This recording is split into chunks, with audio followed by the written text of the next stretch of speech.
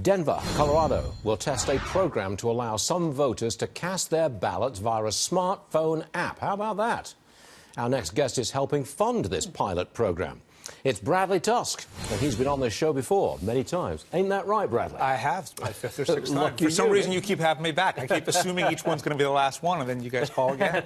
It's never the last one of them. Apparently, that's what I'm learning. Yeah. All right, there's an app. And if I'm in Denver, I get the app and I can vote on my little mobile phone. Yes. Okay. Why, how, What's my question? Yeah.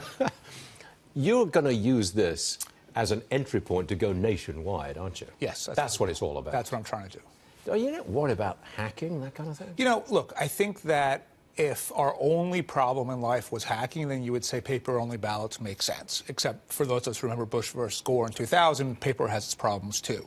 But we live in a world where turnout in most elections is less than 20%. In fact, in most primaries, it's barely more than 10%. And because of gerrymandering, most primary elections in the U.S. effectively are the general election. And what that means is the far left or the far right tend to control the agenda. So you have this extreme polarization, this extreme partisanship, and even though the views of the majority of people on issues like guns or immigration or health care tend to be fairly sensible and in the middle, those views are never heard because those people don't vote in primaries, and politicians who only really, in my experience, care about getting reelected, they just vote for the people who vote for, they just take the advice of people who vote for them in the primary. In fact, you and I were talking a minute ago about Mike Bloomberg and why he's not running for president.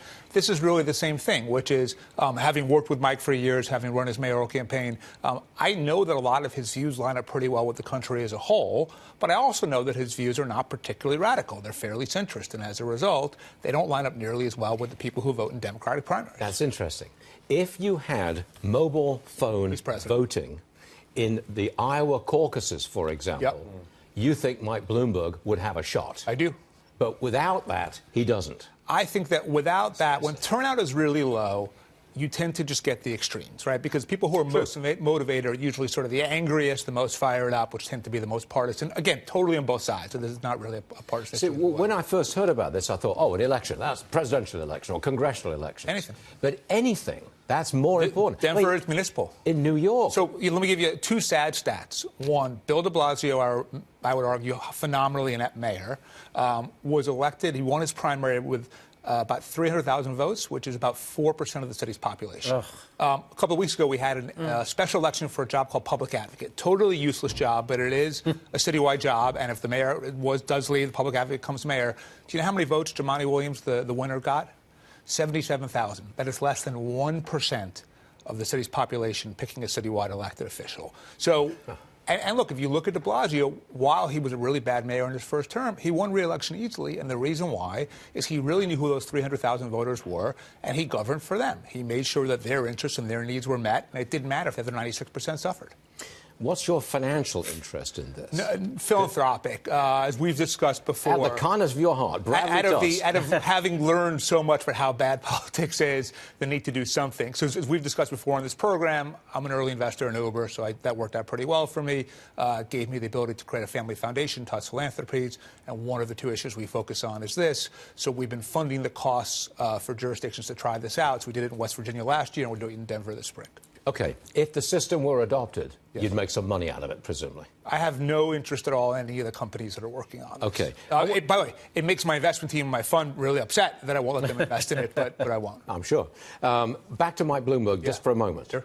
He's not running. Nope. He said he couldn't win. He couldn't win the Democrat nomination. Right. Because that's really because it's gone so far to the left, isn't it? Regardless of whether you've got app voting or whatever. Yeah. They're so far to the left, he don't want in. I mean, you had a member of Congress make wildly anti-Semitic comments, and they couldn't even condemn her by name last week, right? You have a party that has run amok on the left, just like many would say the Republican Party, because of Trump, has run amok on the right. And as a result, a candidate who could be very competitive in the general election, has incredible experience both in the public and private sector, and all the money he needs to run his own race and be independent is not really viable. What about Biden?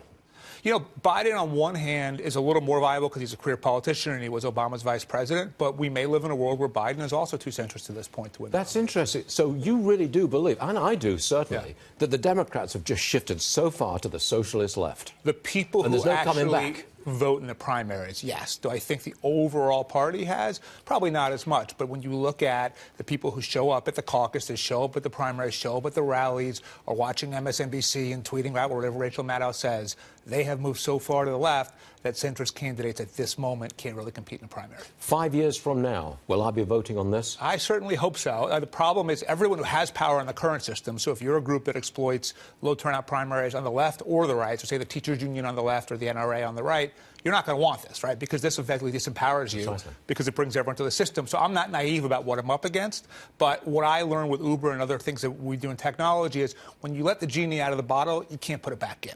So my job is to get out of the bottle. You're such a centrist. I don't know why some things are better than I'm such an extremist. There are some issues I'm probably pretty extreme on one way or the other. We're going to get into them one day. There we go. I'll come back. Bradley, thanks for joining. Thanks for having me.